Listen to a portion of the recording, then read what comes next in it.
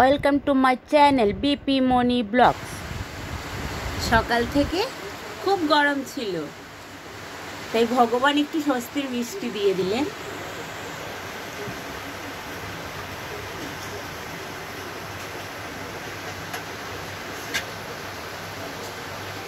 তারপর আমি মেয়েকে নিয়ে চলে গেলাম কাগজের নৌকো ভাসাতে।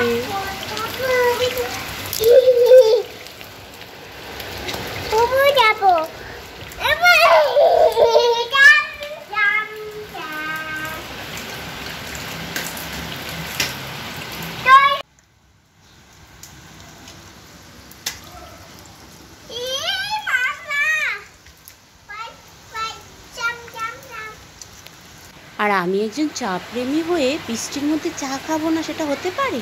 তাই বানিয়ে নিলাম এক কাপ চা নিজের জন্য।